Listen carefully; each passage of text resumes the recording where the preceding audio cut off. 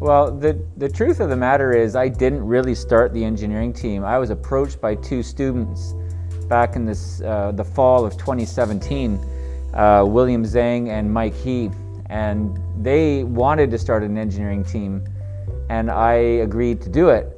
It's always been my philosophy to say yes whenever a student has a good idea, and I thought it was a good idea. Well, the engineering team really, since those days in 2017, has been focusing their attention to plastic pollution and ways to mitigate the problem. What can we do with plastic? Where can we retrieve it from the environment, the community around us? And then what can we do with it once we've got it? Can we melt it? Can we shred it? Can we repurpose it somehow? And so we're just continuing to do experiments on all of these different facets of plastic pollution. I joined the engineering team because I've always been interested in the environment and how to help and how to make it better, especially because climate change it's been getting worse over the past few years, and I really, especially after taking the environmental science class, I learned how much the environment is important to us and how we should protect it and stuff. So that's why I joined.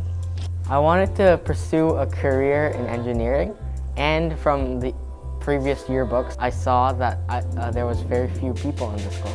I like clubs with very few people because you can get more active.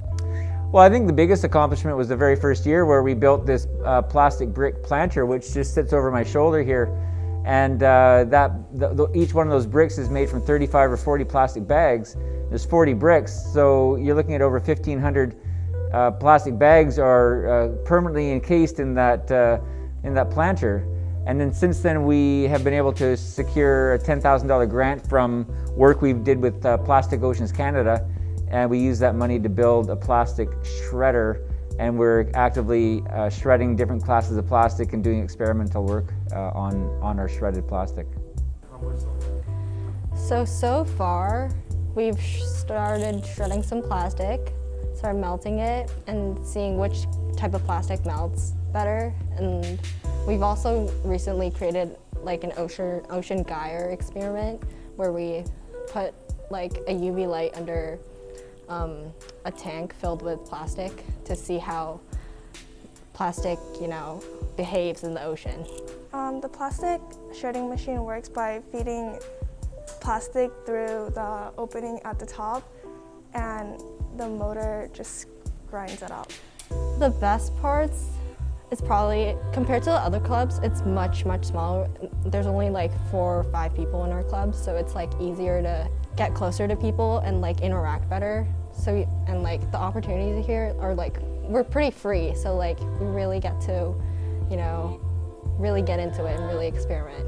Whereas other clubs around the school are way too big, so then you never get specific opportunities, whereas this one we do. We actually just got some bread pans from the dollar store and used that as our mold, and we attempted to create styrofoam bricks. Quite interesting, when polystyrene is dissolved in an acetone solvent and then allowing the acetone to evaporate, what's left behind is scrambled molecules of styrene, and it becomes very hard.